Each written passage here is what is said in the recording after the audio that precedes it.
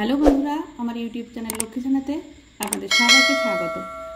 আজ আমি 2025 সালের তৃতীয় পর্যায়ক্রমিক মূল্যায়নের প্রস্তুতিতে চতুর্থ শ্রেণীর বাংলা 2024 সালের 6 নম্বর স্কুল প্রণবানন্দ বিদ্যাপীঠ নবদ্বীপ সমাধান করব। 1 নম্বর আদর্শ ছেলে কবিতাটি কবির নামসহ প্রথম 4 লাইন মুখস্থ লেখো। আদর্শ ছেলে কুসুম কুমারী দাস। আমাদের দেশে হবে সেই ছেলে কবে, কথায় না বড় হয়ে কাজে বড় হবে। মুখে হাসি বুকে বল, তেজে ভরা মন, মানুষ হইতে হবে এই তার পণ। 2 নম্বর অর্থ লেখো। নাম্বার ক শিবরাত্রির সলতে, নাম্বার খ অবসন্ন, নাম্বার গ পণ, নাম্বার ঘ দেশ, নাম্বার ঙ পল্টন। নাম্বার ক শিবরাত্রির সলতে একমাত্র অবলম্বন। নাম্বার খ অবসন্ন ক্লান্ত বা দুর্বল। নাম্বার গ পণ প্রতিজ্ঞা বা শপথ। নাম্বার ঘ দেশ মানে হিংসা। নাম্বার ঙ পল্টন, পল্টন মানে সৈন্যদল। 3 নম্বর নিচের শব্দগুলির বিপরীত শব্দ লিখে তা দিয়ে বাক্য রচনা করো। নাম্বার ক সাজ, নাম্বার খ মন্দ, নাম্বার গ স্পষ্ট, নাম্বার ঘ ভিড়, নাম্বার ঙ ভয়।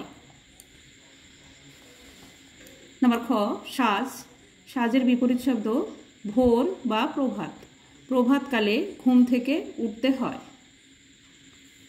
নাম্বার খ মন্দ, মন্দর বিপরীত শব্দ ভালো, গৌরব ছেলে হিসেবে খুবই ভালো। নাম্বার গ স্পষ্ট, স্পষ্টর বিপরীত শব্দ অস্পষ্ট, বুড়ো লোকটি অস্পষ্ট দেখে। নাম্বার ঘ ভিড়, ভিড়ের বিপরীত শব্দ ফাঁকা, ভোরবেলার রাস্তা ছিল একেবারে ফাঁকা। নাম্বার ঙ ভয়, ভয়ের বিপরীত শব্দ সাহস, সাহস না থাকলে এগিয়ে যাওয়া যায় না। 4 নম্বর শব্দযুগলের অর্থ পার্থক্য দেখাও। নাম্বার ক দয় বয় দীর্ঘী পদীপ, দয় দীর্ঘী পদীপ। নাম্বার খ বয়াকার দন্তান্ন বান, বয়াকার মধ্যাহ্ন বান।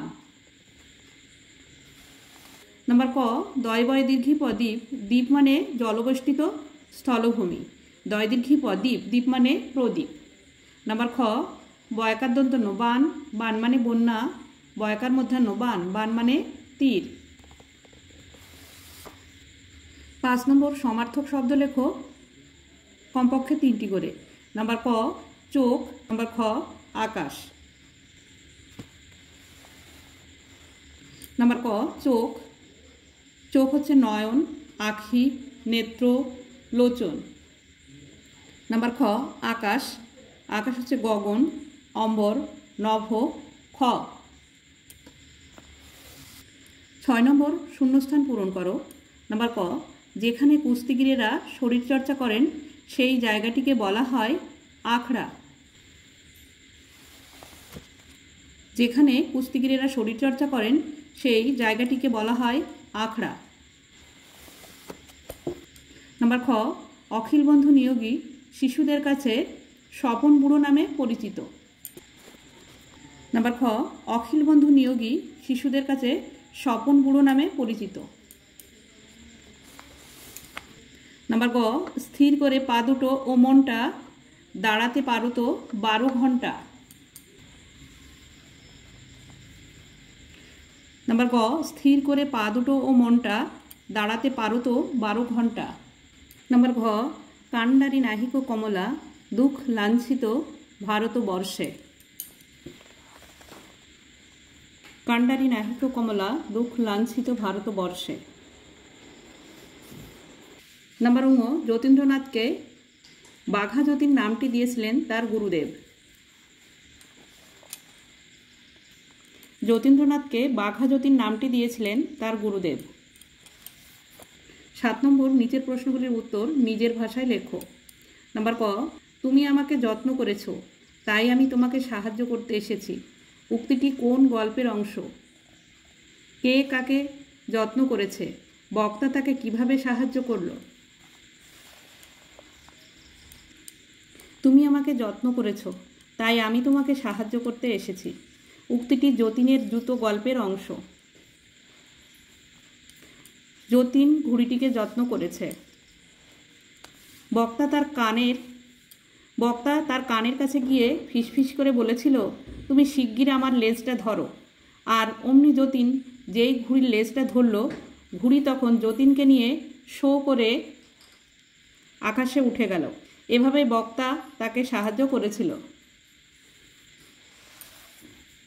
নাম্বার খ, মায়াদ্বীপ গল্পে কথকের নাম কি? এই গল্পে কোন কোন নদীর উল্লেখ আছে? গল্পে ছোট কাকা কথককে মারমেড সম্পর্কে কি জানিয়েছিল? মায়াদ্বীপ গল্পের কথকের নাম নীলু। এই গল্পে বাতাসি ও পিংলা নদীর উল্লেখ আছে। গল্পে ছোট কাকা কথককে মারমেড সম্পর্কে বলেছিল, মারমেড হলো জলকন্যা। জলকন্যার শরীরের উপরের দিকটা একটা মেয়ের আর নিচের দিকটা দেখা যায় না। আমরা ওদের দেখলে আমাদের কিছু হয় না, ওদের কষ্ট হয়।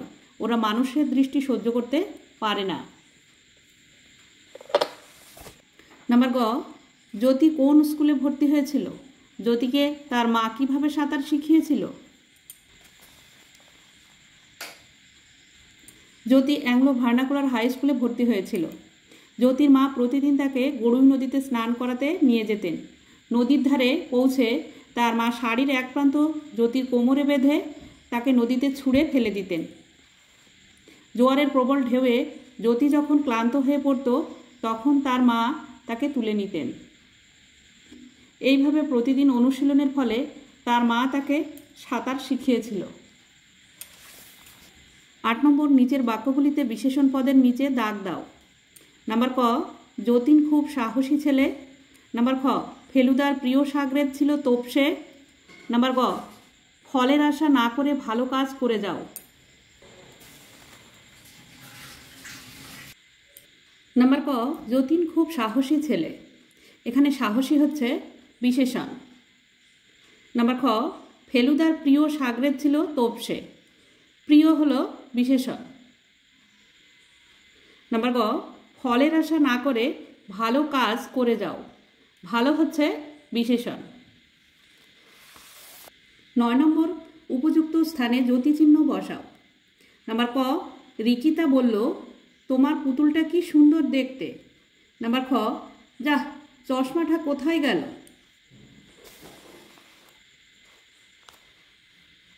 নাম্বার ক, রিকিতা বলল, বললোর এখানে কমা হবে। তোমার পুতুলটা কি সুন্দর দেখতে, এটা হচ্ছে বিস্ময়সূচক চিহ্ন হবে। নাম্বার খ, যা চশমাটা কোথায় গেল, এটা হচ্ছে জিজ্ঞাসাবোধক চিহ্ন হবে। 10 নম্বর, যে কোনো একটি বিষয়ে অনুচ্ছেদ রচনা করো। নাম্বার ক, নেতাজি সুভাষচন্দ্র বসু। নাম্বার খ, খেলাধুলার প্রয়োজনীয়তা।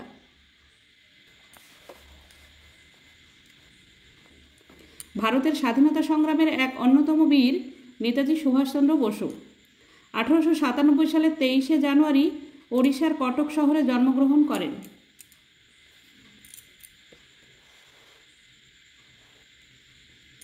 পিতার নাম জানকীনাথ বসু, মাতার নাম প্রভাবতী দেবী। ছেলেবেলায় তিনি কটকের র্যাভেনেস কলেজিয়েট স্কুল থেকে প্রবেশিকা পরীক্ষায় 2য় স্থান অধিকার করেন। 1941 সালে 26শে জানুয়ারি ইংরেজ সরকারের চোখে ধুলো দিয়ে গোপনে দেশ ছেড়ে প্রথমে জার্মানি ও পরে জাপানে গিয়ে বিপ্লবী রাসবিহারী বসুর সাথে মিলিত হয়ে আজাদ হিন্দ বাহিনীর নেতৃত্ব গ্রহণ করেন এবং নেতাজি নামে খ্যাত হন। নেতাজির সংগ্রাম ব্যর্থ হয়নি, ভারত আজ স্বাধীন। ভারতের স্বাধীনতা সংগ্রামের ইতিহাসে সুভাষচন্দ্রের অবদানকে দেশবাসী আজীবন শ্রদ্ধার সঙ্গে স্মরণ করবে। বন্ধুরা, আজ এই পর্যন্তই। ভিডিওটি ভালো লাগলে লাইক, কমেন্ট ও শেয়ার করবেন এবং চ্যানেলটি সাবস্ক্রাইব করবেন।